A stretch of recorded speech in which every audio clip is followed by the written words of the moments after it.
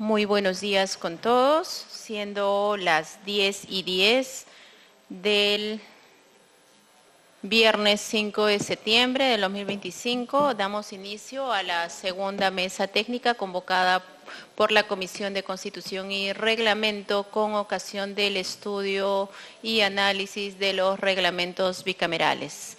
En primer lugar, reciban el cordial saludo del presidente de la Comisión, Arturo Alegría, quien fue bajo su iniciativa realizar esta mesa con miras a seguir recogiendo aportes, comentarios y alternativas respecto de cada una de las disposiciones de los 3 reglamentos que se vienen trabajando en la Comisión de Constitución, cual, como todos saben, el reglamento del Congreso, el reglamento de la Cámara de Diputados y el reglamento del Senado. Se les da la cordial bienvenida, gracias por su puntualidad y seguramente en el transcurso de la mañana se irán sumando despachos, pero la idea es ir avanzando. Quisiera empezar esta sesión haciendo un recuerdo, como ya lo hizo el presidente de la Comisión, el congresista Alegría, de que tanto la Comisión como el Congreso en general tiene la legítima competencia de elaborar y aprobar los reglamentos bicamerales. Ha estado habiendo una corriente de desinformación, cuestionando la legitimidad que tendríamos para este trabajo. Recordaremos que fue mediante ley 32.135, una ley de reforma constitucional que incorporó la 4ª disposición transitoria en la Constitución Política para autorizar de manera expresa a este Congreso unicameral la elaboración de estos 3 reglamentos. Pero más allá de este aspecto obviamente importante de naturaleza formal, también hay una obligación y un compromiso institucional de que se dé las herramientas normativas, las bases a partir de la cual el nuevo Congreso bicameral se instale. O sea, pongámonos en el supuesto que vienen los nuevos diputados y senadores, ¿con qué normas se instalan? ¿Con un reglamento unicameral, o sea, de otro diseño parlamentario? ¿Con reglamentos de hace 30 años que fueron elaborados a la luz de una constitución que ya no está vigente, que es la del 79?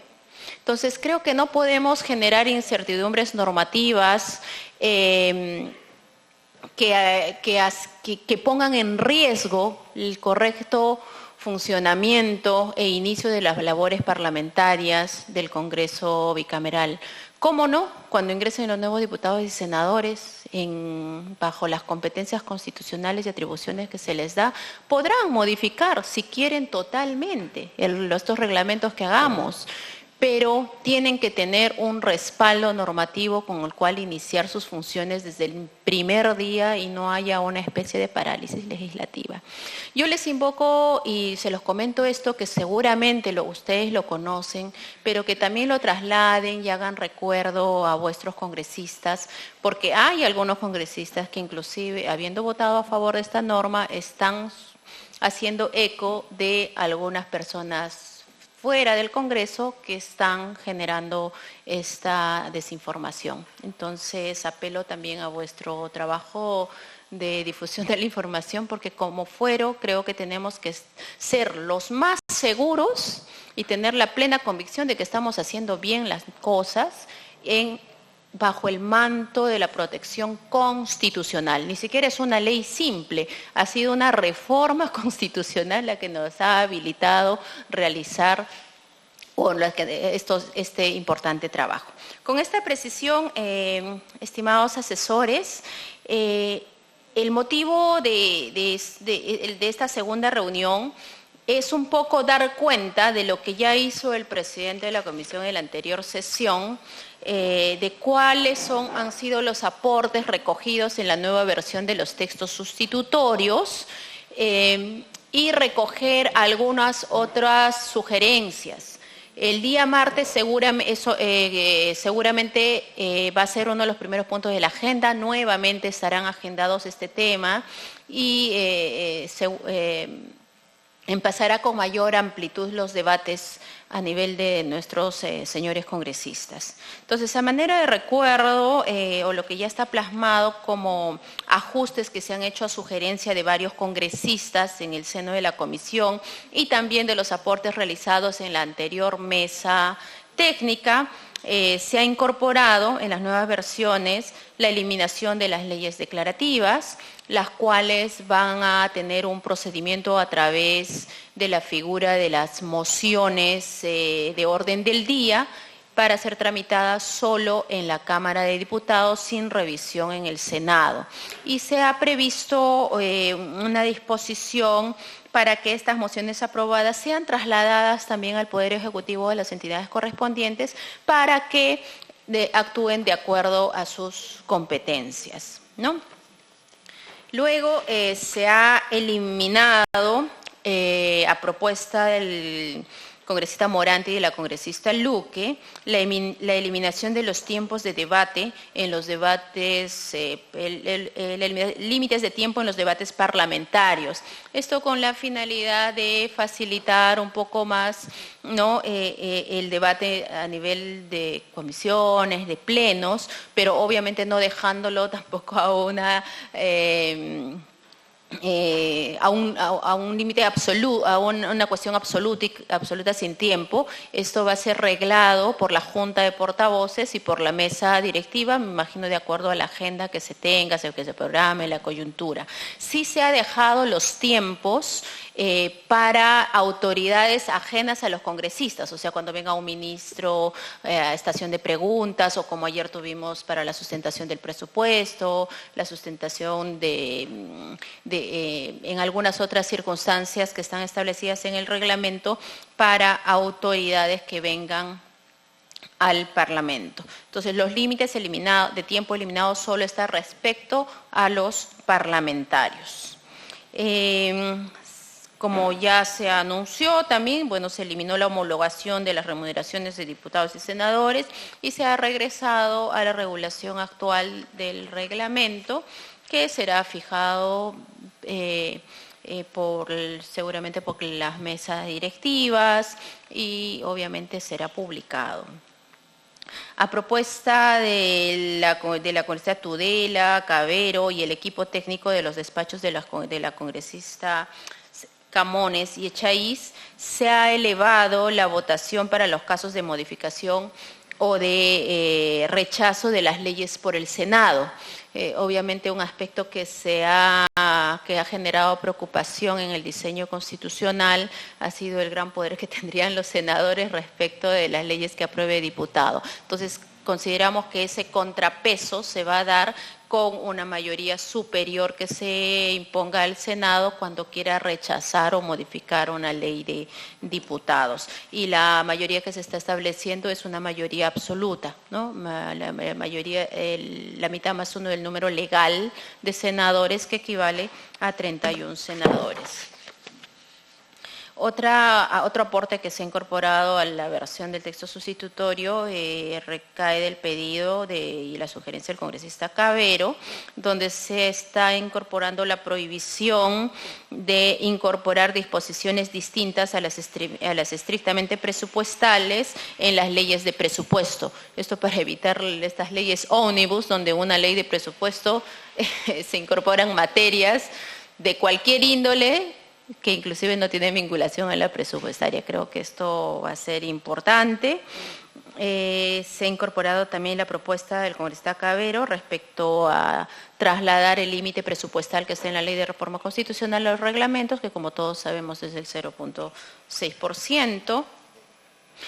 Se ha incorporado, bueno, no se ha incorporado, hemos regresado en el tema de la suspensión presidencial a lo que estrictamente señala la Constitución Política, estableciéndose las causales que establece el artículo 114, eliminándose la referencia a enfermedad o sobrevivir un hecho objetivo y público, a efecto de que no haya ningún riesgo de extralimitación en las causales que establece el marco constitucional. Esto fue a propuesta del congresista Cavero y del despacho del congresista Mita. A propuesta del congresista Aguinaga, se ha precisado la denominación de la Comisión de Control Político de Actos Normativos. Esta es una función que, como sabemos, va a recaer en el Senado, y en vez de la expresión control político sobre los actos normativos del presidente de la República, se pone control político sobre los actos normativos del Poder Ejecutivo.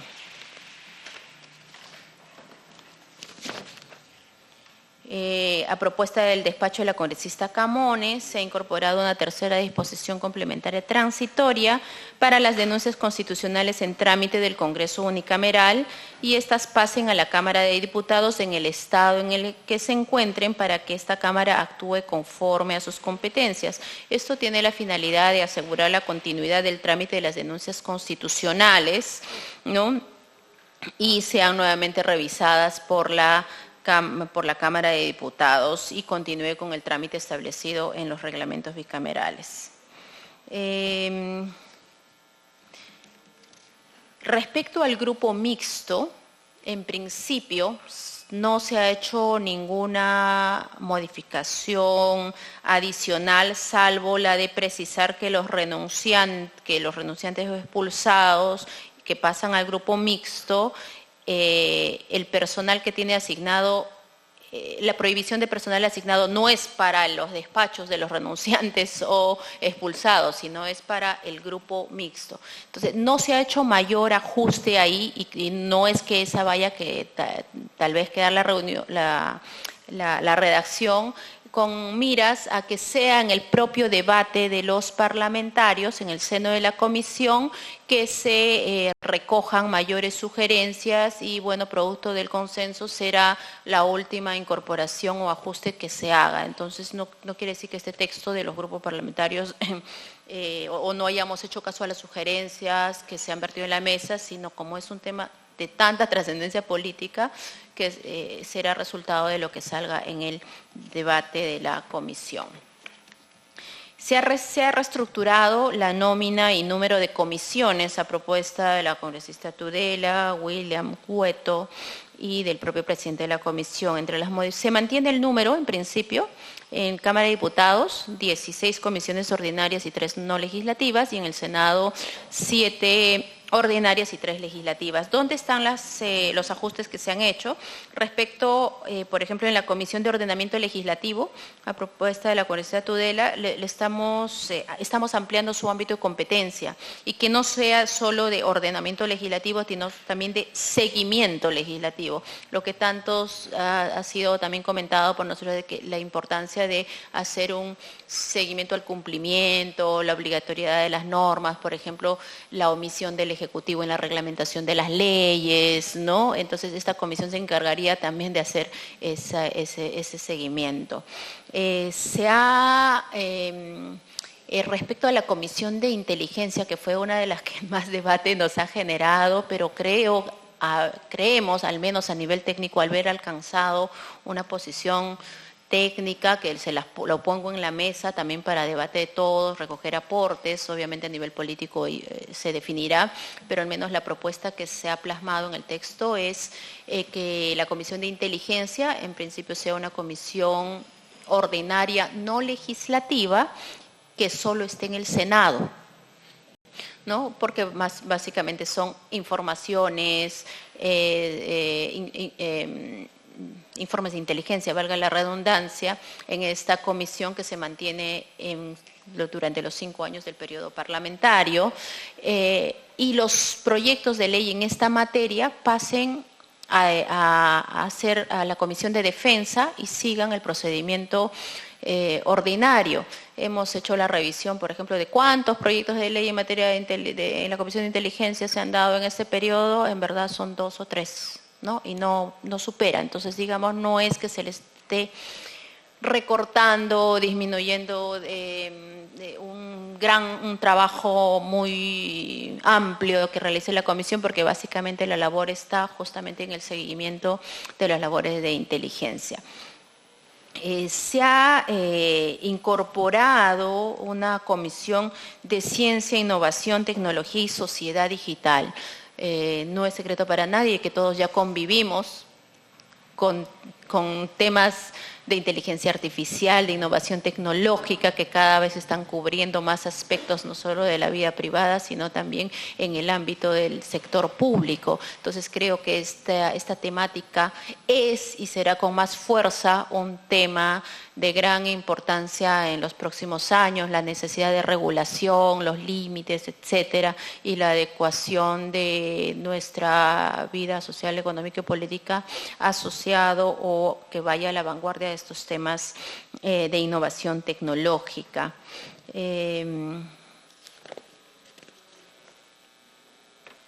Bueno, hasta ahí, y bueno, se ha hecho las precisiones, aunque ya estaba en el texto del dictamen, respecto de la semana de representación, que está en los tres reglamentos bicamerales, precisando de que esto implica la labor de representación de los parlamentarios, tanto en la zona de origen de región como en el resto del país, de manera individual o grupal.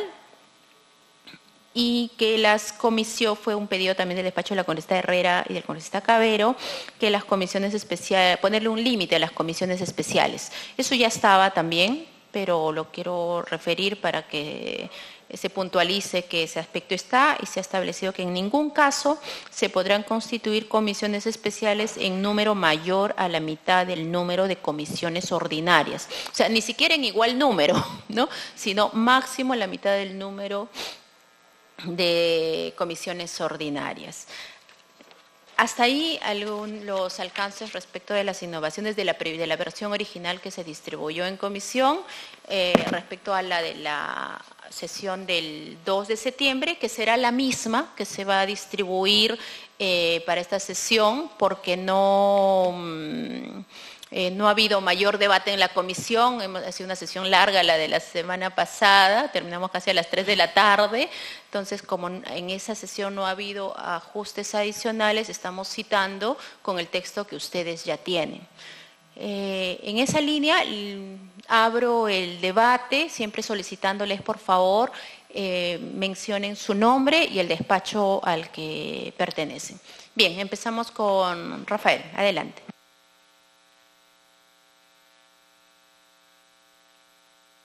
En principio, agradecerle al equipo técnico de la comisión haber tomado en consideración los aportes que hemos venido manifestando.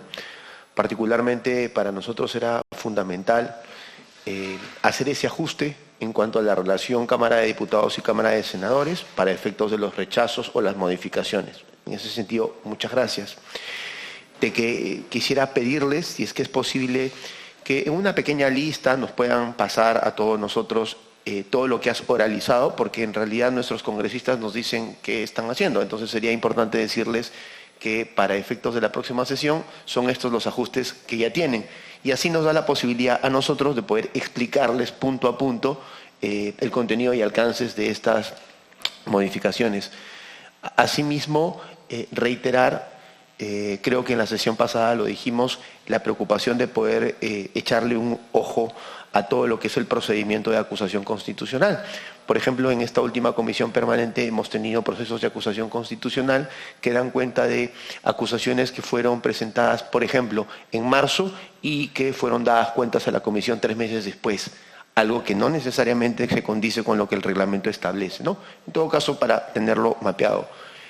Tenemos una urgencia, doctora, no voy a poder acompañarlos, pero todos los aportes que tenía para esta sesión se los voy a hacer llegar, ¿no? Vía interna, a efectos de que pueda tomarse en consideración en cuanto corresponda. Muchísimas gracias. Gracias. Sí, yo creo que sí, vamos a trabajar, ponerlo más ajustado, lo que se ve expresado. Bueno, también está en el anuncio que hizo el presidente de la comisión en la sesión del martes, pero con miras a facilitar el trabajo, socializar los temas, los vamos a hacer llegar por el chat de asesores para que lo tengan a la mano. Sí, adelante, por favor. Buenos días, César Zarzosa, del despacho de la congresista Luque. En primer lugar, agradecer por la precisión de los cambios. De nuestra parte, lo que se tomó fue efectivamente lo que pidió la congresista respecto al tema de la no restricción de los minutos, ¿no? En general en debates de pleno y en general en mociones, ¿no? Sin embargo, entiendo que el tema de la objeción de conciencia y la restricción de los derechos parlamentarios se va a trasladar al seno estrictamente político. Pero la vez pasada también habíamos hecho alusión, además de esos dos temas, a la cuestión sobre las comisiones, ¿no? Que era, digamos, un pedido con mucho énfasis de la congresista Luque. Y de repente, digamos, revisando de manera más transversal, puede haber un problema de concepto, creo, sobre la manera como se están manejando las comisiones en la propuesta. Una primera idea para hacer más sistemático el tema de las comisiones era que estos se inseren en el reglamento general. Esto también lo había mencionado la congresista Luque, porque eso facilitaba, digamos, entender la coherencia y la lógica que maneja, digamos, la comisión respecto a cómo está queriendo estructurar las comisiones. Y este problema de concepto, me parece, nace en intentar simplificar cuestiones que no deben simplificarse. El cuestionamiento al Congreso en general con la cantidad de comisiones tiene que ver con las comisiones especiales que se han creado de manera, digamos, amplia, por decirlo menos, en todo este tiempo, pero no así sobre las comisiones ordinarias, porque la función legislativa, digamos, va a sostenerse en la labor técnica que tengan las comisiones ordinarias que salen de diputados. Entonces no se trata de simplificar por simplificar las comisiones. Hay que simplificar donde se debe simplificar y no simplificar donde no corresponde. Digamos, los que de repente hemos tenido la oportunidad de trabajar en el Poder Ejecutivo sabemos que, digamos, los especialistas que hay en las comisiones, que entendemos las tienen las comisiones técnicas, obedecen a un expertismo, a un perfil. Entonces, por ejemplo, y en esto de manera más amplia, digamos, reiterar lo que de alguna manera se dijo la vez pasada, intentar simplificar, digamos, hoy en día con el reglamento vigente hay 24 comisiones ordinarias. Esto se vuelve a 16, es decir, es un número grande de simplificación. Pero simplificación no quiere decir un mejor trabajo en calidad y en expertise, porque como digo, el trabajo legislativo que finalmente va a convertirse en ley se sostiene en lo que sale en las comisiones ordinarias. Si hay un problema respecto a la cantidad de comisiones que tiene el Congreso, que probablemente es un problema real, se debe más bien a las comisiones no ordinarias que se crean. Y en todo caso la simplificación debería ocurrir a nivel del Senado, que entiendo que se intenta hacer. Pero digamos, para que veamos que ese problema es transversal, por ejemplo, se ha creado una comisión bicameral sobre cuenta general de la República, que supongo va a tener personal, va a tener un equipo técnico. Hoy en día existe la comisión de fiscalización, donde se podría hacer cualquier revisión sobre auditorías de este corte, o también existe la comisión de presupuesto, que hoy en día incluye el tema de la cuenta general de la República. Sin embargo, en la propuesta, digamos, general, en los 3 reglamentos que plantea la comisión, están generando una comisión bicameral adicional a la comisión de presupuesto. Y no solo eso, existe una comisión ordinaria de diputados que se llama de Contraloría, donde también se podría ver. Entonces, hay espacios en donde, digamos, se está proponiendo comisiones que no necesariamente, digamos, ameritan crearse, y se deja un candado abierto también sobre comisiones bicamerales que no tienen una restricción, y supongo van a tener equipo técnico también, cuando en las comisiones ordinarias de diputados, que es de donde nacen las propuestas legislativas y, digamos, el soporte técnico, se está simplificando por el hecho de simplificar. Entonces, ahí sí me parece grave, y reitero en esto lo que se había señalado la vez pasada. El asunto, por ejemplo, de medio ambiente y pueblos es muy distinto al de mujer o inclusión social. Digamos, existen sectores específicos para que vean programas sociales, políticas sociales, que es diferente de los sectores que ven de repente un tema de enfoque de género, de igualdad, y por supuesto es diferente de las políticas sobre pueblos andinos, reservas naturales, y de hecho la vinculación entre pueblos y medio ambiente que hoy día existe está relacionada y que en grande los problemas de incidencia ambiental tiene que ver con las zonas en donde justamente existen pues pueblos indígenas, ¿no? Entonces sí hay una vinculación y hay una lógica, Lo que no nos queda claro es la lógica en simplemente simplificar, y sí pedimos al equipo técnico que nos sustenten, digamos, más allá de la simplificación, porque de hecho estoy explicando que sí es bueno simplificar, pero donde haya que simplificar. Hay 4 rubros en una sola comisión que son muy distintos. Si se necesita un expertise técnico, como un equipo técnico, digamos, va a ser suficiente con tantos perfiles, va a haber prácticamente un abogado para cada perfil, va a ser complicado manejarlo, digamos, ¿no? Entonces, sí creo que eso amerita una revisión a mayor conciencia, porque como digo, hoy en día hay 24 comisiones ordinarias, se están volviendo a 16, y la idea es que, digamos, las comisiones ordinarias, que es de donde nace la función legislativa, tengan, digamos, la especialidad, la calidad suficiente, ¿no? Y que, espero que no sea solo un error de concepto, ¿no? Porque lo peor sería invisibilizar ciertos temas, digamos, que son sensibles para cierto grupo de peruanos, ¿no? Y bueno, esto respecto a las comisiones por ahora. Gracias. Gracias, doctora Sosa. Bueno, en principio, el tema de la nómina de las comisiones, más allá del tema numérico de reducir de 24 a 16 o que pudieron ser 15 o 18, ha respondido a un criterio técnico. En la comisión nos hemos dado el trabajo de revisar cómo son derivados los proyectos de ley. Y en su mayoría, un proyecto de ley casi siempre es derivado a 2 comisiones. Los temas de mujer casi siempre van a inclusión social, los de poblaciones vulnerables van a mujer, los dictámenes de algunos de relaciones exteriores siempre son derivados también a constitución. Entonces, primero ese ha sido el criterio, ¿no? Donde hay coincidencia en la práctica respecto a la derivación de proyectos de ley. Ese fue el primer criterio técnico, ¿no? Y obviamente en el reglamento también se está estableciendo, no se ha quitado el tema de derivación de proyectos a 2 comisiones, pero tendrá que ser la excepción. Entonces, eso garantiza que en la comisión haya mayor focalización y dinamismo también en la incorporación de los dictámenes aprobados en el Pleno. Y a ustedes les consta que muchos proyectos de ley no ingresan al Pleno porque la segunda comisión no dictaminó, ¿no? Y ahí se amarra el tema y hasta pedir la exoneración. Entonces, ese es un criterio. No se ha eliminado ninguna de las materias que abordan las actuales 24 comisiones ordinarias. Todas se han integrado, ¿no? Eso, o sea, no se ha eliminado, por ejemplo, el tema de pueblos andinos, el tema de deporte.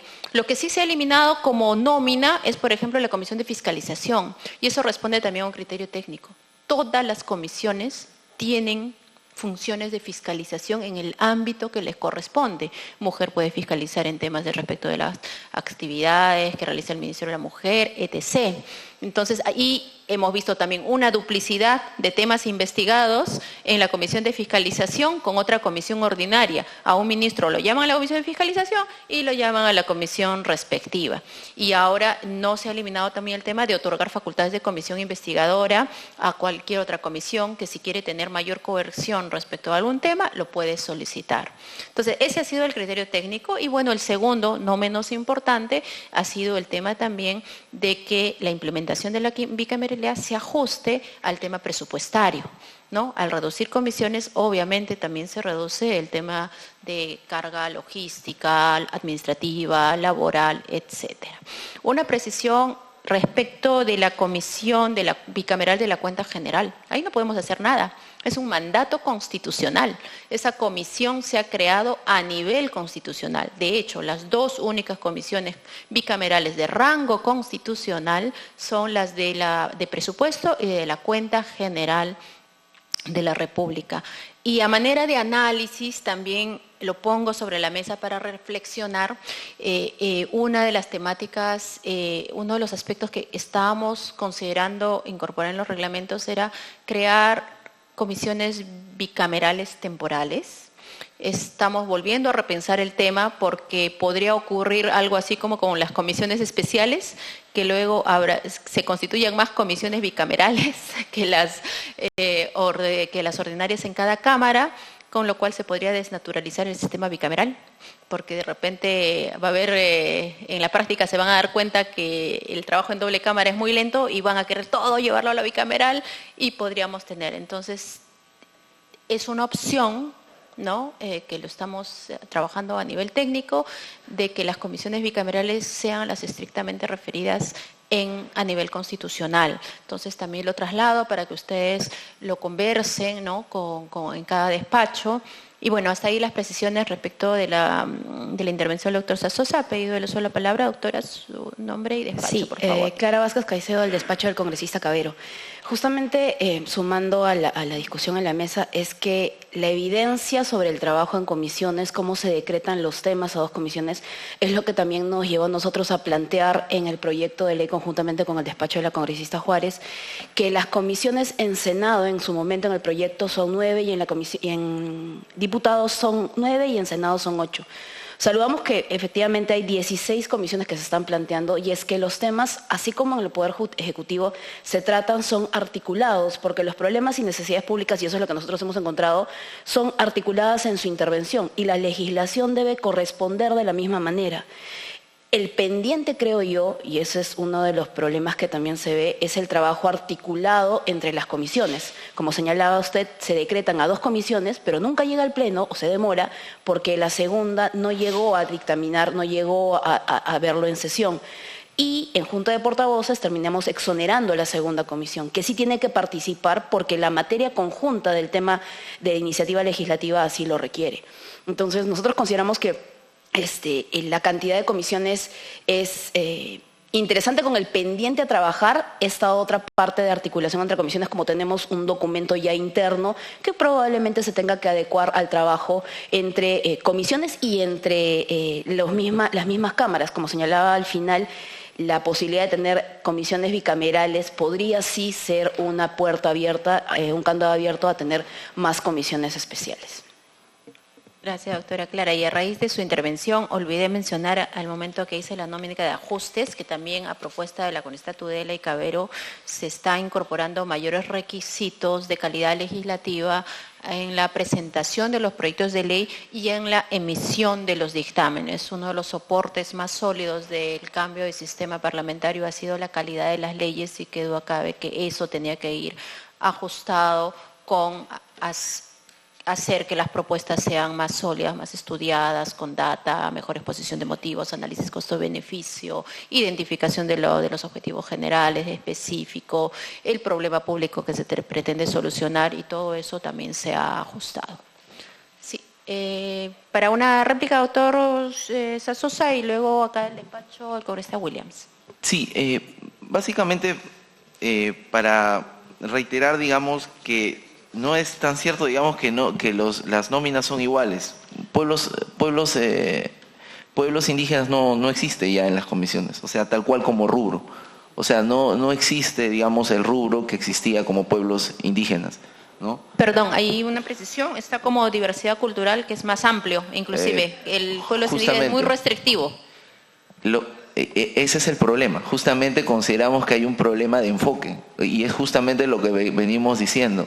Los problemas de los pueblos indígenas no pueden tratarse necesariamente como diversidad cultural, primero porque terminan licuados y segundo porque obedecen una realidad distinta. Es diferente hablar desde Lima de diversidad cultural que de repente entender la convivisión específica de cómo se desarrollan en su lugar estos pueblos.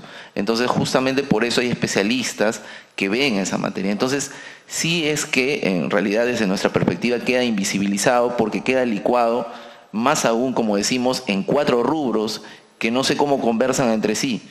Porque, digamos, los temas, por ejemplo, para los que, digamos, han tenido temas en pueblos andinos y amazónicos, no van necesariamente a mujer y familia, van a otras comisiones como cultura, o sea, no necesariamente, incluso a constitución. O sea, no es cierto, digamos, en la experiencia práctica que eso ocurra.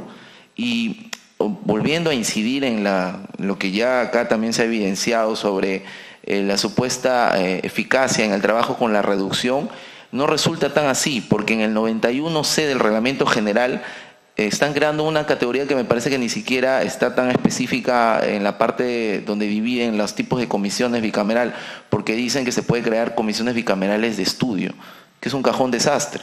Es decir, y son, digamos, comisiones que no necesariamente responden a la función legislativa típica, en donde tiene que haber, digamos, un expertise determinado y justamente no pensar que determinadas materias pueden terminar licuadas porque queremos reducir en nombre de la eficacia una eficacia que no necesariamente es transversal. Por ejemplo, hablando de rubros que se juntan, educación, ciencia, cultura y deporte, 4 rubros. Ciencia, que no sé qué significa en el punto 7 del 44, no sé qué difiere de la ciencia que está en la innovación tecnológica y sociedad digital que está en el 16. No, ahí ha habido un error. Sí, entonces, el hecho de juntar por juntar, yo creo que amerita en cada caso que se reduzca una sustentación en el dictamen de cuáles son los motivos que a la comisión le lleva a decir, no, digamos, pueblos dentro de diversidad cultural, como si el tema de diversidad cultural desde nuestro enfoque sea necesariamente igual que el que ocurre, digamos, en el caso de la cosmovisión que manejan determinados pueblos, ¿no? Puede ser cierto que inclusión social pueda tener relación con familia. Yo no digo que no haya, digamos, algunos rubros que sí conversen, pero hay otros rubros en donde la derivación no es tal como se señala, digamos, en el general. Digamos, no han sido derivados necesariamente, por ejemplo, pueblos y medio ambiente, temas que van a familia o mujer. Eso no es lo que ocurre necesariamente en la práctica. En todo caso, si, digamos, en nombre de la eficacia, eso es lo que supuestamente se está planteando, correspondería que en aquellos donde se hace esa reducción se demuestre, digamos, tal cosa, ¿no? Eso, y bueno, y el cajón desastre del 90.c. Eso simplemente para incidir en el punto de la congresista Luque. Gracias. Sí, creo que acá no se quiere licuar ni eliminar ninguna materia que ya ha estado trabajando de manera histórica, por decirlo así, desde varios congresos atrás. Si hay la necesidad de ajustar el nombre para que no quede duda que se está excluyendo a ningún sector, yo creo que no habría ningún inconveniente. Eso sí se puede hacer, o sea, no hay esa intención, en primer lugar hay que dejarlo bien claro, ese aspecto. Sí, ha habido un error de tipeo respecto de la comisión se ha repetido la palabra ciencia en educación, no, eso está pasando específicamente a una comisión que se va a denominar Ciencia, Innovación Tecnológica y Sociedad Digital. En principio, cualquiera de los nombres, o sea, podría, digamos, ajustarse si con el único objetivo de que justamente aborde todas las materias de competencia nacional, obviamente, ¿no? Son propuestas de nóminas. Doctora del despacho del congresista Williams, adelante. Sí, buenos días. Gracias por la convocatoria a la reunión del día de hoy. Y en este tema de comisiones solamente, bueno, de parte del congresista Williams se tenía un comentario de carácter formal, no de fondo, en cuanto a la denominación de la Comisión de Defensa. Se está solicitando que la denominación, en el caso de diputados, en el artículo 44, sea de Defensa Nacional y Orden Interno, porque la lucha contra las drogas está incluido dentro del concepto de orden interno. Y en lo que respecta a senadores, en el artículo 47 del proyecto de reglamento, si se puede retirar el término asuntos de, porque se pone comisión en asuntos de defensa, y bueno, se considera innecesario, ¿no? El nombre que se ha venido manejando, entiendo ya desde hace varios años, es de Comisión de Defensa Nacional y Orden Interno, ¿no? Eso así que es un tema de forma, no de fondo. Y cambiando de tema, sí queríamos plantear algunos comentarios y bueno, posteriormente algunas consultas sobre el procedimiento legislativo. Ahí tenemos algunas preocupaciones porque, como lo realizó la congresista Tudela en la sesión anterior, ¿no? la del 19 de agosto, nosotros tenemos una preocupación respecto de la mayoría o del poder que va a tener el Senado en la modificación de las propuestas aprobadas en diputados. Y viendo un poco más a detalle el procedimiento legislativo, vamos advirtiendo que la relevancia de esta mayoría se va haciendo más presente. ¿Por qué? Si bien en la propuesta que se nos ha hecho llegar para la sesión del 2 de septiembre ya se ha elevado el número inicial que se planteaba de 24 a 31, consideramos que se debería reevaluar este número por lo siguiente. Diputados por ejemplo, van a haber diversos momentos de interacción entre cámaras, ¿no? Un ejemplo, en el caso de la delegación de facultades al Poder Ejecutivo, ahí, por ejemplo, el trámite que se va a seguir va a ser el del pronunciamiento de las dos cámaras, ¿no? ¿Qué va a ocurrir si es que diputados delega competencias sobre determinadas materias y posteriormente Senado incorpora nuevas materias o quita materias a delegar? Y bueno, ahí va a haber un problema importante en cuanto a un tema mayor que es delegación de facultades al Poder Ejecutivo, ¿no? Entonces, ahí veíamos un escenario donde esa capacidad que va a tener el Senado de poder enmendar la plana a diputados debería morigerarse, debería atenuarse, porque, bueno, en otros modelos la regla es que incluso la Cámara de Diputados sea la más fuerte, ¿no?, en el sistema bicameral. Y bueno, nuestro modelo peruano sui generis, que bueno, ya está sí establecido en la Constitución, eso va a ser diferente, ¿no?, porque quien va a tener la última palabra va a ser el Senado.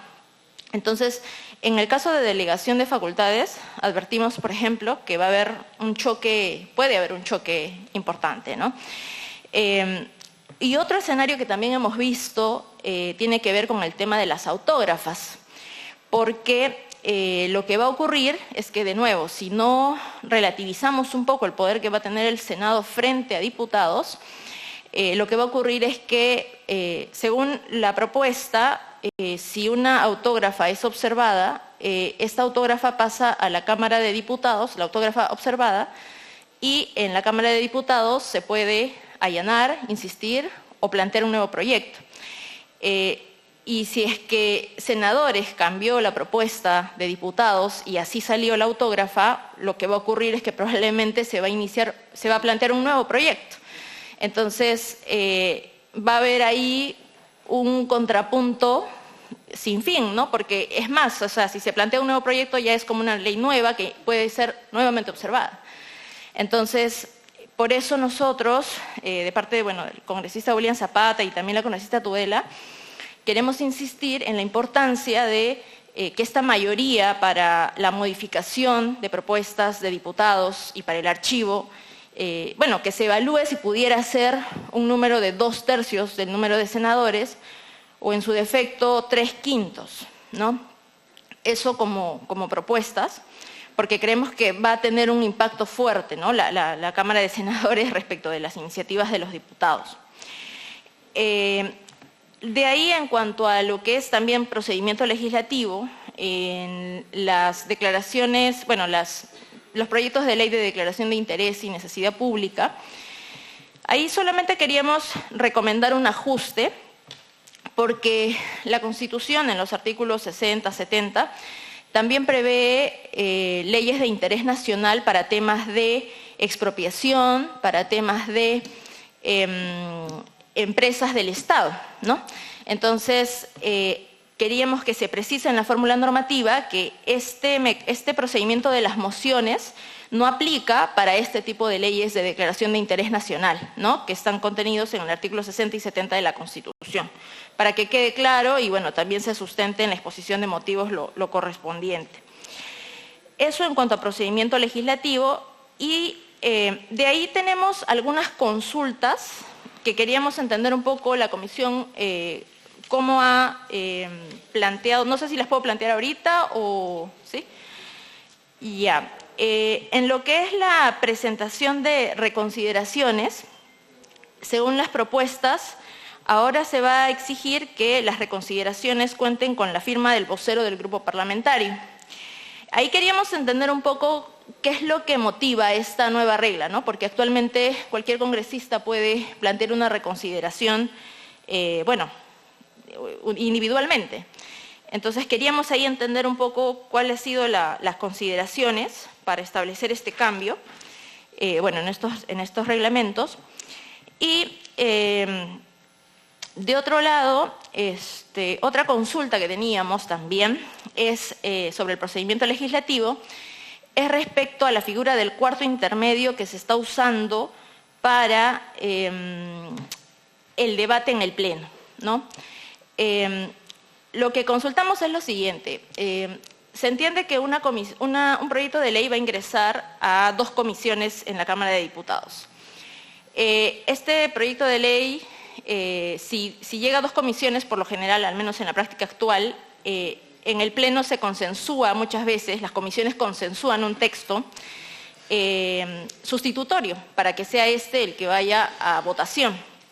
Entonces, la consulta es si en este escenario de texto consensuado también se va a aplicar la figura del cuarto intermedio, como está regulado en la propuesta, porque, claro, lo que dice la propuesta es que el presidente de la comisión decide si es que va o no a cuarto intermedio, pero si va a cuarto intermedio para que salga de ese estado, requiere de la firma de los voceros que representen a la mayoría de diputados. Entonces no es tan fácil, se entiende, salir de ese estadio de cuarto intermedio. Entonces, claro, ¿hasta qué punto ese procedimiento general, que entiendo lo han establecido, va a permitir, por ejemplo, que las comisiones consensúen textos a nivel del Pleno, o es que pasarían a este estado de cuarto intermedio, ¿no? Esa también es otra consulta. Y sobre ese mismo tema, queríamos saber qué ocurriría si es que el presidente de la comisión, queremos saber si es que el presidente de la comisión mantiene la potestad de levantar el cuarto intermedio. O sea, ¿qué ocurriría si es que los voceros están de acuerdo con un texto, pero el presidente de la comisión no? Entendemos nosotros que el presidente es quien mantiene esa potestad, ¿no? Pero queríamos tenerlo claro. Y bueno, esas son las consultas sobre el procedimiento. A ver, sí, me pide la palabra la doctora Córdoba y también el doctor Chávez para las precisiones del procedimiento legislativo.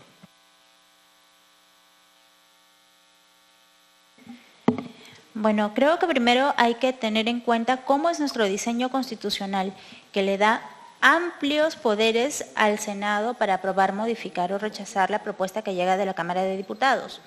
A nivel reglamentario, ya estamos tratando de establecer algunas restricciones para que este poder no sea absoluto. En contrapartida, nuestro diseño constitucional le ha quitado a los senadores la posibilidad de presentar proyectos de ley. Entonces, la iniciativa legislativa corresponde a los diputados, pero tenemos un Senado que efectivamente se convierte en una Cámara revisora que tiene mucho poder de filtro sobre lo que hacen los diputados.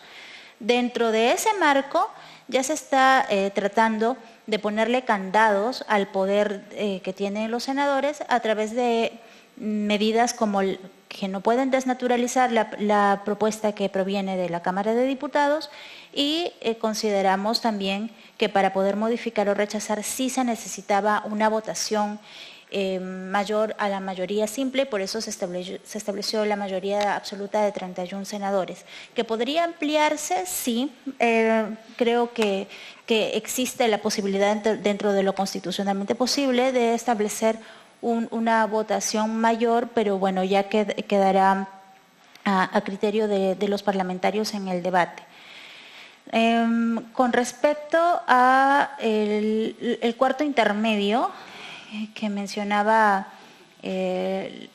la asesora del congresista Williams, sí, la finalidad de establecer la obligación de que si es que hay un cambio de texto de lo que se aprobó en comisión, en el Pleno, sea motivo de llegar a un cuarto intermedio que sea levantado a través de una votación de los portavoces, era justamente obligar a que exista un momento de diálogo entre grupos parlamentarios y lograr consensuar un texto. Si es que esto ocurre cuando hay más de una comisión dictaminadora, pues sí, tendrían que entrar también a un cuarto intermedio.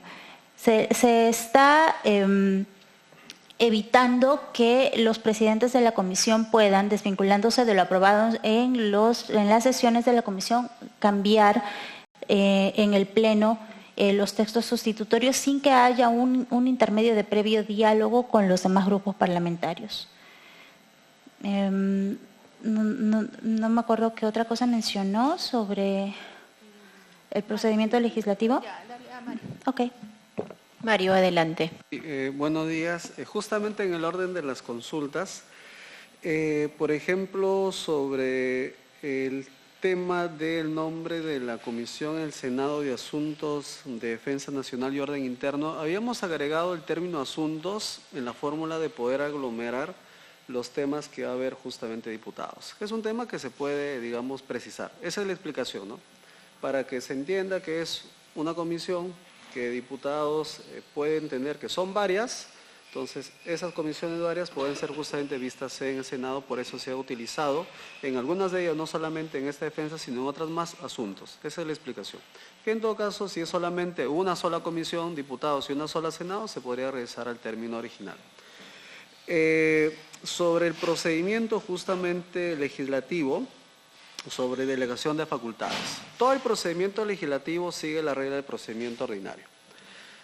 El mandato constitucional, justamente como lo dijo el doctor Córdoba, es que el Senado puede aprobar, rechazar y modificar, ¿no? Entonces, la modificación, sí, efectivamente, como usted lo indica, diputados pueden aprobar una delegación de facultades, pero el Senado no es que pueda dar nuevas, distintas, diferentes u otras materias. Lo único que puede hacer es simplemente modificar lo que ha establecido. Y ese es el término que nosotros hemos incluido acá con la frase que no se desnaturalice fines y objetos de la aprobada en diputados. Agregar cosas no, porque una cosa es modificar y otra cosa es agregar. En diferentes. O sea, vinculado dentro de la materia, pero el procedimiento legislativo está ahí limitado. Sobre justamente la observación de la autógrafa, aquí también lo que usted dice es correcto. Nosotros hemos evaluado todo el escenario de qué es lo que puede pasar con las observaciones. Diputados aprobó, supongamos, una fórmula A, Senado agrega, digamos, modifica a más, supongamos así, luego va el Ejecutivo y el Ejecutivo observa. Y observa y, digamos, regresa a la fórmula, dice, debe ser A, no A más, simplemente A. Esa observación va a regresar nuevamente al Congreso, ¿no? Para que, a ver si insisten o se allana. Pero tenemos que en el procedimiento legislativo tenemos dos decisiones, una en diputados y otra en el Senado. Para eso es que justamente se ha incluido aquí la conferencia para evitar la no aprobación de la norma o simplemente iniciar un nuevo procedimiento legislativo. La conferencia está, ok, tenemos que el Ejecutivo le está dando la razón a diputados, pero el Senado ha aprobado otra, ha hecho algunas incorporaciones, ha modificado el término. Entonces, diputado lo que más probable es que quiera hacer es simplemente allanarse a lo que ha hecho el Ejecutivo. Pero eso cuando suba al Senado, eso se va a modificar y eso va a implicar que empieces de cero. Por eso ahí está justamente la conferencia para que en el procedimiento de observación lleguen a un consenso. Si se insisten o simplemente allanan. Esa es la fórmula que se ha visto para evitar el vacío legislativo.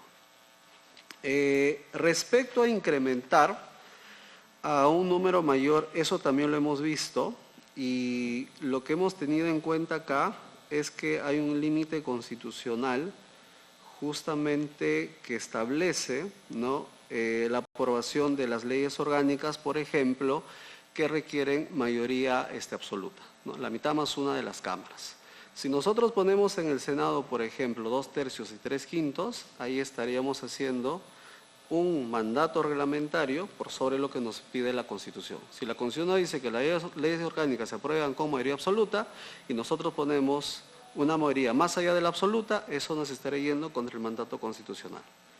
Entonces, por eso es que hemos visto que el tope llegue a esta mayoría absoluta, ¿no? Sean leyes ordinarias, si se modifican, estas al menos correctamente pueden llegar con mayoría absoluta.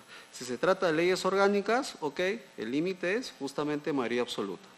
Por eso es que se ha puesto y hemos entendido que la mayoría absoluta está dentro de los cánones constitucionales. Si nosotros lo subimos un poquito más, vamos a tener este problema constitucional que nos ha dicho la Constitución que leyes orgánicas se aprueban con mayoría absoluta.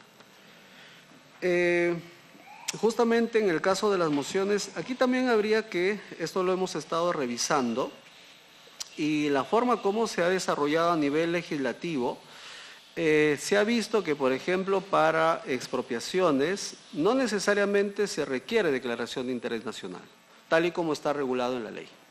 Entonces, actualmente no requieres previamente declarar una obra de necesidad pública o de interés nacional para luego expropiar. Simplemente con el mismo estudio técnico especializado, luego vas y haces el procedimiento respectivo. Entonces, eso también podemos justamente analizarlo. Sobre las reconsideraciones de voceros, esto se ha recogido justamente de los proyectos que vienen de Juárez y Cabero, ¿no? A darle una institucionalidad en la reconsideración que no sea una decisión unilateral de un parlamentario, sino de grupos parlamentarios. Sobre salir del cuarto intermedio, aquí la figura se aplica para todo el procedimiento legislativo. ¿Qué implica esto? Que el presidente va a tener la potestad de decir si va o no a cuarto intermedio. Esa es la única potestad. Actualmente sí puede hacer cambios a la fórmula legal del dictamen. En la fórmula que está acá, el presidente puede decir sí o no va a cuarto intermedio. Puede decir no ir a cuarto intermedio, sí, y somete a votación el texto tal y como viene justamente el dictamen. Y lo mismo puede pasar cuando vienen de comisiones. Si hay un consenso en comisiones con esta fórmula legal de los dictámenes, somete a votación. Supongamos que fueron a cuarto intermedio. Están en cuarto intermedio y no se ponen de acuerdo. El presidente puede regresar al Pleno para poner a votación la fórmula legal que viene a las comisiones. Son salidas alternativas que tienen. La idea es justamente llegar a estos consensos dentro de las modificaciones que se pretendan realizar, para que esas modificaciones luego cuando se sometan a votación tengan el acuerdo de los grupos parlamentarios. No, esas son las salidas. Sí, para una repregunta. Sí. Sí, bueno, respecto de la mayoría, nada más porque, bueno, respecto a lo demás se han entendido las consideraciones que se han tenido en cuenta. Sí, bueno, como indica, la limitación en todo caso es constitucional, ¿no? Bueno, eso es correcto, pero bueno, eso no va a solucionar los problemas que van a venir, ¿no? Más adelante. Probablemente se requiera plantear pues una modificación, una reforma constitucional, porque esa mayoría de las leyes orgánicas está pensada en la lógica unicameral, ¿no? No en la lógica bicameral. Bueno, eso nada más para comentar.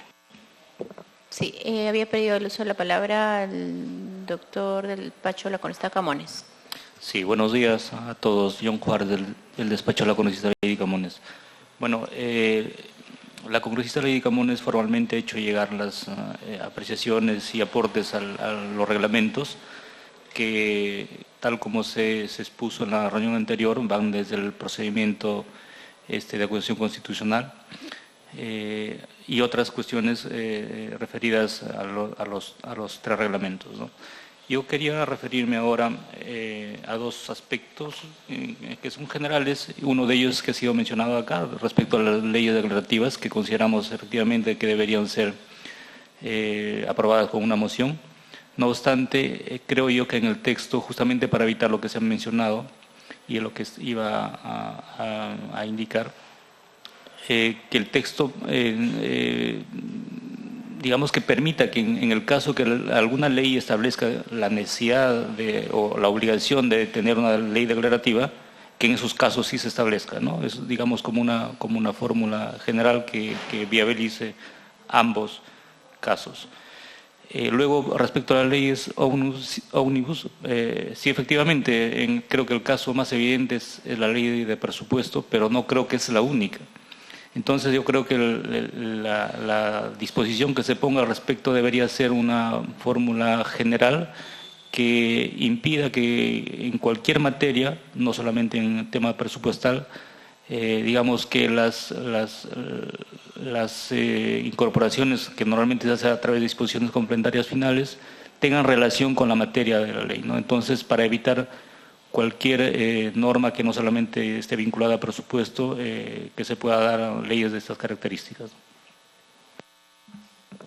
Gracias, doctor Juárez. Sí, coincidía creo con la posición de la doctora del despacho Corsa Williams, ¿no? Para el tema de las leyes declarativas que por mandato constitucional habría que hacer esa precisión, obviamente, para no dejar ese riesgo y mandato constitucional. Sí, doctora. Muy rápido para hacer una precisión sobre las mociones, porque ahora se van a tramitar como mociones las solicitudes de interés nacional. Se está poniendo que se van a tramitar como mociones del día. Se está poniendo, además, que en caso de que se presente un proyecto de ley que contenga estas disposiciones de declaraciones de interés nacional o de necesidad pública, estas pueden ser archivadas por decreto porque no requieren un pronunciamiento de las comisiones. Y se está poniendo además que cuando se aprueben estas mociones en el Pleno de la Cámara de Diputados, porque no van a ser vistas por Senado, se le comunique al Poder Ejecutivo o a las entidades públicas correspondientes para que actúen conforme a sus competencias. De este modo, esta eficacia, esta visibilización que tenía como finalidad las leyes declarativas se mantiene a salvo, porque de todas maneras van a constituir una comunicación del legislativo al Poder Ejecutivo sobre determinado tema sin pasar por un procedimiento legislativo de estudio, porque se trata de simplemente declaraciones. Ahora, con respecto a la necesidad de excluir a aquellas en las que es un paso previo o es obligatorio tener una declaratoria a través de una ley, por ejemplo, para la creación de empresas públicas o para las expropiaciones, hemos encontrado que no existe una obligatoriedad. Más bien, ha sido una práctica que primero ha mediado una ley para poder proceder a ello, pero no es una obligatoria que exista una ley que declara de interés nacional de la creación de una empresa pública para proceder a crearla. Puede el Poder Ejecutivo presentar su proyecto de ley con el estudio correspondiente, solicitando que excepcionalmente se pueda crear una empresa pública para determinado tema. O pueden realizarse expropiaciones por existir la necesidad sin que haya una ley del Congreso que declare de necesidad pública de la creación de determinada obra, por ejemplo. No sé si Mario podrías... Ok. Sí, doctor Sasosa. Iba a decir otra cosa, pero a propósito de esto último, tenía la duda porque ya que han hablado de las declarativas, en la parte de función legislativa han colocado en el artículo 4, me parece, que se tramitarán por mociones. Pero entiendo que, no sé si de la redacción queda lo suficientemente claro que esto no es propiamente función legislativa, porque como está en el apartado de función legislativa y... O sea, la tramitología me refiero, ¿no? De repente debería estar más regulado. En verdad, al inicio nomás, en las generales, está ahí como parte de las funciones legislativas. Entonces, de repente requeriría, no sé, un mejor desarrollo. A propósito de lo que acaban de mencionar. Pero sin perjuicio de eso, yo quería comentar acerca del... asunto de las reconsideraciones, que también lo mencionó Mario, y era que podría interpretarse que hay una restricción de digamos, los congresistas tienen derecho a la voz y a participar, pero no solo en sentido positivo, sino también, digamos, en sentido negativo, ¿no? Entonces, hay un problema, digamos, cuando el asunto de la reconsideración dependa de los voceros, porque a veces de repente no está el vocero. Hay un tema de tiempos, que no sé, digamos, se puede terminar, digamos, esfumando la posibilidad, ¿no? Acá hay una idea en donde el Congreso tiene que ir para adelante a aprobar sus leyes. El problema que hemos tenido, creo, es que hay poca deliberación, no se necesariamente se fomenta la oposición, y al, digamos, disminuir así la reconsideración o subir el requisito de las reconsideraciones, probablemente también eliminemos la posibilidad en los hechos de que, digamos, alguien por iniciativa personal, digamos, porque en una misma bancada pueden votar diferente y no necesitan el permiso del vocero para decir, como ocurre y ha ocurrido en el Pleno, ha habido incluso, digamos, también un tema de deliberación abierta entre mismos miembros de un grupo parlamentario, y no necesariamente es negativo, en donde, digamos, el vocero piensa o votó algo, de repente junta de portavoces y de repente no piensa igual el congresista y tiene su derecho a participar y expresar su voz. Entonces, el problema cuando las reconsideraciones se reconducen necesariamente al vocero es que al generar el filtro podemos estar reduciendo la capacidad de los parlamentarios, y al mismo tiempo en los hechos no sé qué tanto pueda ser práctico, porque no todos están en el mismo momento y las reconsideraciones tienen un tiempo. Y yo creo que sí hay un problema con las reconsideraciones, pero habría que focalizar hacia el asunto, es que cuánto pueden durar, cuánto pueden aguantarla, digamos, en la mesa directiva. Las reconsideraciones tienen problemas, pero no es tanto en sí la iniciativa, sino cómo ha venido manejándose en la práctica el asunto de las reconsideraciones. Entonces, yo sugeriría, digamos, de repente reevaluar de cara también a los derechos de cada parlamentario, digamos, en el debate, ¿no? Y yo tenía una duda acerca, digamos, del trámite, por ejemplo, de las observaciones de las autógrafos, que están en el 87 del reglamento general y probablemente, ahorita no tengo el número en alguno de las cámaras, y tiene que ver con el asunto en cómo vuelven, digamos, las observaciones, porque ahí se habla de una comisión bicameral.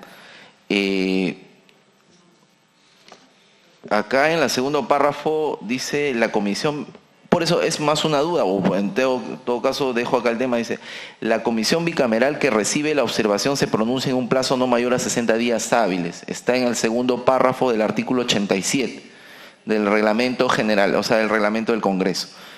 Entonces, como ya se han creado estas comisiones bicamerales que, como digo, también tienen un número medio abierto, entonces yo he estado revisando y del mandato constitucional debería seguir el mismo íter que, digamos, tienen las cámaras en el momento de la iniciativa original. Pero, digamos, con como está planteado, eso parece que se reconduce de una manera distinta y no sé bien a qué se debe, ¿no? Eso por ahora. Gracias. Sí, respecto a la última intervención y la lectura del segundo párrafo del artículo 87, sí, ha sido una omisión nuestra retirar ese párrafo porque en la medida de que la propuesta está en principio orientada a que no haya más comisiones bicamerales, porque esa sí fue una idea inicial, ¿no? Que tanto las autógrafas, para evitar ida y venida entre Cámara y que Senado modifique lo de diputados y viceversa, que haya una comisión bicameral, pero no, esto se va a retirar. Mario, ¿alguna observación adicional? Sí, justamente complementando lo señalado, doctora, en relación a las observaciones, de explicar, ¿no?, por qué no consideramos en su momento seguir el procedimiento de comisión bicameral es nuevamente por el 105 de la Constitución. El 105 de la Constitución nos habla de un procedimiento legislativo por acuerdo de cada Cámara.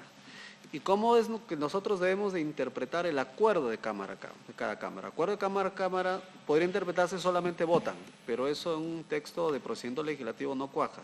Tiene que pasar primero por la Cámara de Diputados y luego pasar por la Cámara de Senadores, previamente por las comisiones que han estudiado. Ahí se puede hablar que hay un acuerdo.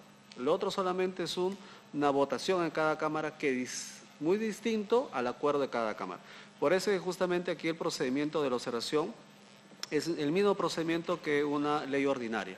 Diputados, aprueba diputados y va al Senado. Pero aquí, para evitar justamente el tema referente a que se quede sin ley, porque podemos llegar a esa posibilidad o iniciar un nuevo procedimiento que significaría eso, está justamente la conferencia hecho acá. Porque como indicamos anteriormente, hasta podemos tener 3 opciones. Diputado dijo una cosa, Senado una cosa, el Ejecutivo dijo otra cosa. Entonces la conferencia lo que va a tener que hacer es defender lo que el Congreso como tal, aprobado por las cámaras, acordar. Y para eso necesitan la conferencia, ¿no? Va a diputados, se aprueba, y luego va al Senado para que se apruebe. En referencia justamente a lo que señalaba el doctor Zarzosa sobre las reconsideraciones, uno de los puntos que, por ejemplo, se ha hecho en los reglamentos es restringir la reconsideración de la reconsideración de la reconsideración, ¿no? Solamente se ha puesto 2 reconsideraciones y ahí justamente termina todo. Y también la fórmula, como indicábamos, siguiendo de la propuesta de Juárez y Cabero, para que tengan la participación del vocero, es para dar una participación integral como grupo parlamentario. O sea, no es que está pensado como que el vocero va a ser el filtro del grupo parlamentario, sino simplemente es un acto institucional de grupo parlamentario. Esa es la finalidad y ese es el objetivo, ¿no? Para eso es ya, de acuerdo a los grupos parlamentarios, cómo se organizan, cómo se manejan, con su normativa interna. Por ejemplo, ellos tienen una regulación para cualquier reconsideración, pueden establecer ahí que, a pesar que el vocero no esté de acuerdo, simplemente autoriza. Eso ya se lo deja la autonomía de los grupos parlamentarios, ¿no?, que ya propiamente se pueden organizar. Sí, voy a hacer una precisión, que leyendo bien el artículo 87 del Reglamento del Congreso, sí está bien redactado. El artículo 87 dice, observaciones formuladas por el Presidente de la República a las autógrafas de ley aprobadas por el Congreso. Es por el Congreso de la República. ¿Cuáles son las únicas leyes que el Congreso de la República aprueba? Leyes de presupuesto y cuenta general de la República. Estas leyes sí se trabajan en comisiones bicamerales, las únicas dos que ha creado la Constitución y las únicas dos que van a estar reflejadas en los reglamentos del Congreso. Entonces sí está bien que el autógrafo, o sea, digamos que es difícil que el Ejecutivo observe la ley de presupuesto, porque sabemos que en la práctica hay un consenso que se trabaja entre el Congreso y el Ministerio, pero digamos no está prohibido, pudiera hacerlo. Entonces, este artículo se pone en esa situación, en el supuesto que el Ejecutivo observe una ley aprobada por el Congreso respecto de la ley de presupuesto o la cuenta general, solo para esos casos. Así que hago esa precisión y ese artículo sí está bien. Pero en el reglamento de diputados y el Senado sí sigue el procedimiento que ha establecido el doctor Chávez. Sí, y justo el tercer párrafo del 87 señala eso, ¿no? Las observaciones formuladas por las autógrafas de ley que han sido tramitadas ante las cámaras se regulan de acuerdo a los procedimientos. Y eso es, ¿no? Diputados y luego va al Senado. Exacto. Sí, doctora Córdoba. Sí, solamente para precisar que se tiene que entender que la autógrafa, después de todo el procedimiento legislativo que tiene una fase en diputados y luego en el Senado, no es un producto del Senado, es un producto del Congreso de la República que llevó ya a cabo todo el procedimiento legislativo. Entonces, las observaciones que haga el Poder Ejecutivo de esta autógrafa tienen que entenderse como una observación a la actividad que hizo el Congreso en su conjunto. Entonces, es por eso que se determinó que las observaciones de las autógrafas sean nuevamente revisadas por ambas cámaras y, al igual que en el caso de la reforma constitucional, se tiene aquí la figura de la conferencia obligatoria para que puedan llegar a consensos y dar una respuesta como Poder Legislativo al Poder Ejecutivo frente a una observación. Bien, ¿algún aporte adicional? Sí, adelante. Sí, bueno, mi nombre es Paul Bols y me queda un poco... Perdón, ¿de qué despacho? Del despacho del congresista Medina Minaya. Okay, adelante. Sí, no me queda muy claro es en la figura de las votaciones de la segunda cámara, ¿no? Por ejemplo, Cámara de Diputados vota a favor y Cámara de Senadores cambia en el proceso su votación. Entonces, ¿esa regresa a la Cámara o ahí se aplica la conferencia? ¿Qué ocurriría en esa figura en específico? ¿Es en el trámite Chávez, ordinario? Sí, gracias, disculpa.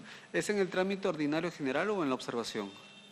En el primero. Ordinario. Sí, en el ordinario. Justamente el procedimiento está hecho a que pase por la Cámara de Diputados, comisión elabora el dictamen, ese dictamen va al Pleno de Diputados y diputados aprueba el dictamen.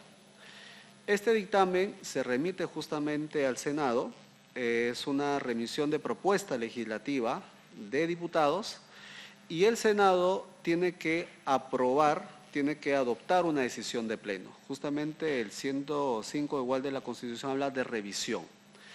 La comisión del Senado tiene que elaborar un dictamen, que por ejemplo si el dictamen es de rechazar, de desaprobar lo que ha hecho diputados, ese dictamen negativo va a ir justamente al Pleno del Senado y el Pleno del Senado tiene que aprobar ese dictamen. ¿Qué pasa si el Pleno del Senado, por ejemplo, no aprueba el dictamen negativo?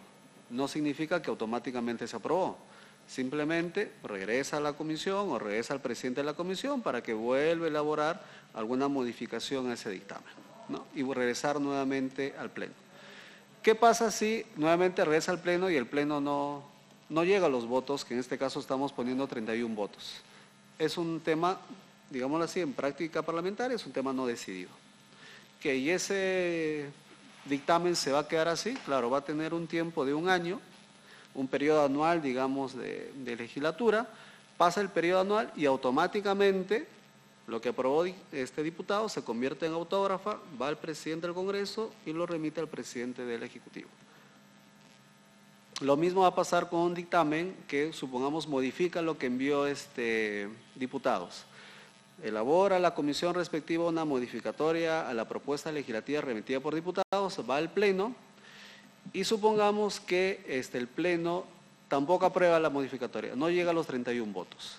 Nuevamente el presidente, cuarto intermedio, y supongamos que tampoco llegan al acuerdo. Periodo anual de sesiones, cumplió el periodo anual de sesiones, nuevamente lo que aprobó diputados se va a convertir en autógrafa. Entonces, los acuerdos que adopte el Pleno, que no lleguen a las mayorías establecidas, no van a regresar a diputados. Se van a quedar en el Senado y van a tener un plazo máximo de un periodo anual. Ahí es donde va a proceder el silencio parlamentario, conforme lo dice justamente el 105 de la Constitución. ¿Qué pasa si es que lo aprueba? Lo aprueba y ya sigue el procedimiento legislativo ordinario. Aprueba el Senado la modificación, presidente del Congreso remite al presidente de la República y el presidente de la República puede publicar o puede observar. Si publica, se hace ley, si observa, regresa al procedimiento ya de observación de la ley, diputados y nuevamente Senado. Esa es la fórmula que se está viendo. Nosotros no tenemos ni reenvío ni insistencia. Nuestro modelo bicameral es unidireccional. Ingresa a diputados y va a salir por el Senado. No va a haber un regreso en ningún momento. Para la repregunta, doctor. Sí. ¿Y qué pasaría, por ejemplo, si diputados hace un planteamiento, Senado después lo cambia en el proceso y eso se envía a la autógrafa? ¿Cuál es la que quedaría? Y bueno, en la práctica internacional, ahí hacen como una conferencia, ¿no?, entre los dos para consensuar, tanto si senadores no están de acuerdo, ahí tienen como para hacer un consenso antes de esa aprobación, que no sé si lo han plasmado, porque estaba tratando de buscarlo. Sí, lo que se ha implementado justamente es la figura de las insistencias. Una de las recomendaciones que nos estaban haciendo los especialistas cuando estábamos elaborando justamente los dictámenes es que incluyamos un mecanismo de coordinación, de conversación entre cámaras.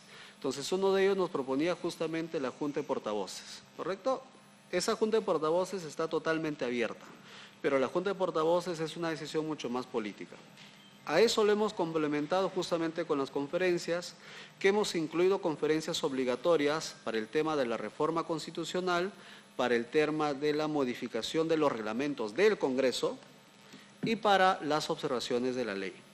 Y las conferencias son facultativas para los demás casos, ¿no? Cualquier tipo de iniciativa legislativa se puede utilizar conferencia, ya sea en las comisiones o se puede utilizar conferencia por ejemplo, en el Pleno. Supongamos que el Pleno del Senado quiere modificar, ¿no?, una propuesta legislativa remitida por diputados, puede convocar, por ejemplo, a conferencia con diputados y llegar ahí a consensuar a ver si es que la modificatoria está dentro de los cánones que ha aprobado diputados o simplemente se está totalmente alejando de lo que diputados ha justamente aprobado, ¿no? Entonces, aquí tenemos un mecanismo de coordinación que son las conferencias que están abiertas en todo momento, sea para momento de comisiones o sea para momento de el Pleno. ¿Alguna intervención adicional, aporte, dudas? Sí, doctora, adelante. Sí. Para concluir también de parte del despacho del general Williams, sobre la Comisión de Inteligencia, en efecto hemos visto que se ha planteado una comisión no legislativa en la Cámara de Senadores. Sin embargo, bueno, de hecho entiendo que a nivel de la misma comisión, el congresista va a plantear una reunión para ver también qué opinan los demás miembros de la comisión. Pero solo como idea, lo planteo ahora para verlo ya, entiendo, el día martes en la sesión, se estaba viendo como ya la Comisión de Inteligencia no va a tener la potestad de dictaminar proyectos de ley y esto se ha asignado a defensa en diputados y senadores, la posibilidad de articular alguna opinión de parte de la Comisión de Inteligencia respecto de esos proyectos de ley, ¿no? Porque, como han indicado, en efecto son pocos las leyes aprobadas por esta comisión, pero se entiende que tienen un conocimiento, ¿no?, más cercano de la materia y, bueno, en ese sentido lo planteo como idea ahora y, bueno, el día martes veremos también qué dice la comisión. Gracias. Sí, realmente parece una postura interesante, ¿no?, que la Comisión de Defensa solicite opinión a la Comisión de Inteligencia. No habría, creo que, ningún inconveniente. O sea, inclusive, aun cuando no esté, bueno, si es que lo regulamos, tiene que haber la obligatoriedad, ¿no? Pero en la práctica podría darse. Ok, tomamos nota de ese aspecto para... E incluso en la práctica podría solicitar, así sea una comisión no legislativa del Senado, nada obsta a que le solicite una conferencia, sea a la Comisión de Defensa de Diputados o a la Comisión de Defensa del Senado durante el trámite de un procedimiento legislativo que tenga incidencia en sus competencias. O sea, podría utilizarse también el mecanismo de la conferencia en esos casos. Sí. Sí, doctor Sosa. Yo tenía dos dudas. Es primero sobre cómo está regulado, digamos, el asunto de las sesiones virtuales, ¿no? Entiendo que acá se dice que en circunstancias de gravedad que impidan el desarrollo normal de las sesiones presenciales y con acuerdo de los 3/5 se podrá realizar. Pero el asunto es cuáles serían estos, digamos, estas circunstancias de gravedad no están especificadas, puede ser simplemente al final la razón de los votos, ¿no? Acá hay un asunto porque desde nuestra consideración, digamos, en la práctica parlamentaria reciente, muchas veces las condiciones en las que se desarrolla, digamos, las sesiones afectan la deliberación, ¿no? Es decir, no hay una debida deliberación y, digamos, las sesiones virtuales más bien favorecen esas condiciones, ¿no? Por ejemplo, los congresistas que participan ni siquiera se les ve el rostro, muchas veces solo votan, y eso, digamos, genera un déficit de deliberación. Entonces, digamos, la manera en que se encuentra regulado, en donde básicamente se está pidiendo un número, no necesariamente va a hacer que, digamos, la excepción no sea al final la regla, ¿no? Sería bueno, digamos, que se precisen, digamos, en todo caso, cuáles podrían ser esas circunstancias y al mismo tiempo se regule, digamos, ya estando, digamos, en la situación, digamos, del uso de la tecnología, cómo ésta se puede aplicar a fin de que la deliberación realmente ocurra y no sea simplemente un trámite para aprobar leyes sin mayor deliberación, ¿no? Porque, digamos, eso también es una exigencia constitucional. Eso como uno de los puntos, y el otro asunto está relacionado con la concurrencia de los gobernadores regionales, porque esto no se refiere necesariamente al asunto de que vayan a una instancia de fiscalización a informar, sino, digamos, a la Cámara, por ejemplo, de Diputados en general. Se está disponiendo que vayan bajo responsabilidad. Tampoco se tiene muy en claro cuál es esa responsabilidad y, digamos, sí sería bueno saber cuál es el sustento, digamos, legal para esto y, digamos, si se ha previsto, digamos, la implicancia que tiene, sobre todo porque, digamos, son autoridades locales que obedecen a otra lógica, ¿no? Y, digamos, es una instancia absolutamente política, digamos, nacional, de gran peso, que, digamos, los puede ir trayendo y viniendo como si fueran ministros, cuando responden a otra dinámica, tienen otras competencias y, digamos, puede también mal utilizarse la figura, ¿no? Eso por ahora, gracias.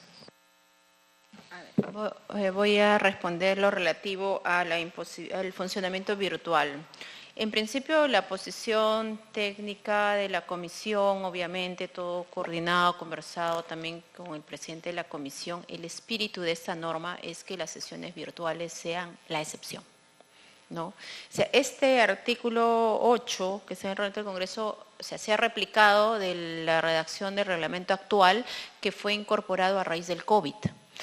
Y dice que imposibilita el normal funcionamiento del Congreso de la República. Normal funcionamiento es que no pueda sesionar, ¿no? O sea, no puedan juntarse, no puedan convocarse, como lo que sucedió con el COVID.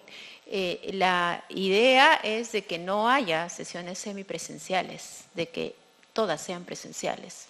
Creo que ha habido bastante crítica al respecto y ya no voy a mencionar más de las deficiencias que ha generado a veces la semipresencialidad, la falta de conexión con la temática, poco, ¿no?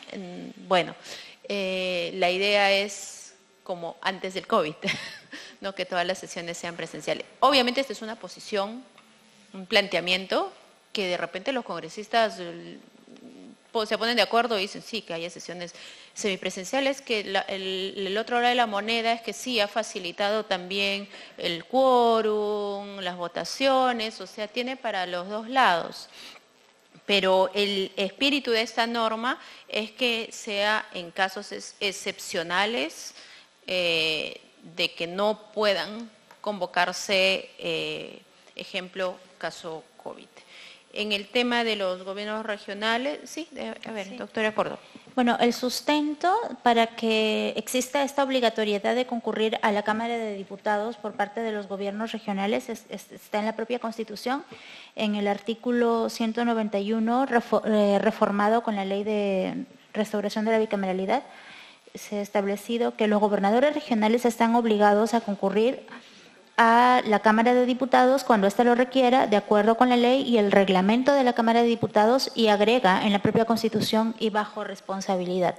Y por eso se ha ubicado dentro de las funciones de control político que ejerce la Cámara de Diputados la concurrencia, la posibilidad de citar bajo responsabilidad a los gobernadores regionales. Si bien no existe la posibilidad de censurarlos porque, claro, obedecen a otra lógica, son autoridades electas, existe ya la previsión constitucional para que acudan si la Cámara de Diputados lo cita.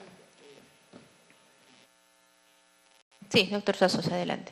El problema es que el reglamento no desarrolla, digamos, los supuestos, porque deja abierto igual que la Constitución. Al no haber desarrollo reglamentario, es un uso absolutamente discrecional.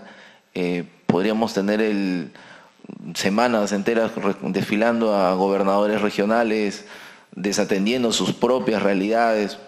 Además, incluso el tema de los costos de viaje, porque supongo van a tener que venir a la capital. Es decir, si digamos la reforma, que de por sí ya tiene algunas cosas como la configuración desbalanceada del Senado, lo ideal sería que el reglamento pueda precisar algunos supuestos mínimos para que eso se dé, digamos, no esté simplemente sujeto a la voluntad política del momento, digamos, al interés, porque en realidad funcionan con limitaciones presupuestarias en muchos casos, con dinámicas regionales propias, y sería bueno que de repente algún supuesto se incluya o se acote respecto a lo que dice el mandato constitucional. Encantadas de recibir las propuestas. Si nos hacen alcanzar algunas fórmulas, nosotros lo recibimos. Sí, en ese caso quizás podría ser, por ejemplo, cuando se le requiere información a los gobernadores y esos no alcanzan o lo alcanzan de manera insuficiente, ¿no? O deficiente. Quizás un criterio así podría ayudar, ¿no?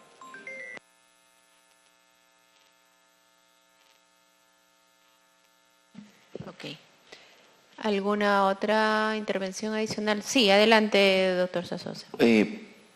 Podría ser, digamos, algún asunto respecto al manejo presupuestario en específico, porque entiendo que las comisiones, al ya no haber una comisión de fiscalización, pueden volverse comisiones de fiscalización y pueden también citar de grado fuerza. Es decir, sí existen algunos mecanismos, es más, ya están mejor establecidos, porque al no haber necesariamente una sola comisión de fiscalización, sino, digamos, que cada uno sea abiertamente, digamos, incluso la información o la transparencia de la información también podría manejarse por esos caminos. De repente tendría que ver algo con el manejo presupuestario. Ellos tienen sus causales de vacancia también a nivel del Consejo Regional, o bueno, sí, claro, ¿no? Efectivamente a nivel de sus, digamos, de su especie de legislativo, ¿no? Entonces de repente podría acotarse en relación a temas de manejo presupuestario o temas vinculados a corrupción, no sé, porque en general, como digo, incluso los pedidos de información se pueden tramitar, digamos, por distintas instancias ahora mismo, ¿no? Con el nuevo diseño. Eso. Sí, tomamos notas, son causales válidas. Sí, doctora, adelante.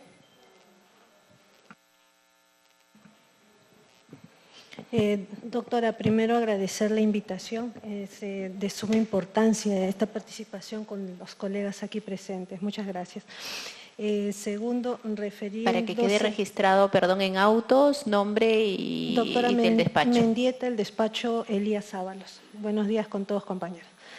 Primero, referente a la participación semipresencial de los congresistas, si bien es cierto, como usted ha mencionado, hay cosas en favor y en contra, yo creo que de manera excepcional esa votación a través de la tecnología favorece en cuanto a los votos y desarrollo de las sesiones. Por otra parte, referente a lo de la participación de los gobiernos regionales, hay situaciones, por ejemplo, de desastres naturales que los gobiernos regionales mencionan a veces su actuar, pero se ve un tanto desatendida la población en determinadas situaciones. Entonces, creo que eso también se podría tomar en cuenta como un ápice más de motivo para su participación, ¿no? Eso sería un poco el... Gracias, doctora Mendieta. Tomamos nota de los aportes del despacho del congresista Elías. Sí, doctora Clara. Sí, solamente una cosa procedimental de cómo va a ir la metodología de estas observaciones que están recogiendo para la siguiente versión, porque al principio se mencionó que la citación para la sesión del martes iba a ser sobre el texto que ya tenemos, que ya tienen modificaciones que se ha solicitado el despacho de la congresista Chaiz que las remitan. Nosotros hemos hecho nuestro mapeo, pero con estas nuevas se va a mandar una nueva versión. No, en principio no. Sí vamos a hacer una relación para hacérsela saber, obviamente, al presidente de la comisión, que va a dar cuenta como aportes de esta mesa técnica, pero en la medida que nosotros no tenemos capacidad de decisión, o sea, ya será que se vuelvan a plasmar en el debate de la sesión del día martes. O sea, el ¿sí? martes tendríamos debate más para poder... Sí. No votación necesariamente. Ahora, sí, yo quiero acá pedirles el apoyo de todos ustedes y a través suyo también que lo conversen con vuestros congresistas. O sea, si bien es cierto, o sea, estudiar, analizar, bueno, todos estos textos, o sea, sí es arduo por la cantidad de exposiciones, vamos a tener que hacer y estamos haciendo ese esfuerzo en horas extras y lo que fuera, de la lectura, comprensión y posiciones que vaya a tomar cada despacho respecto de estos 3 reglamentos. La idea es aprobar con prontitud estos reglamentos.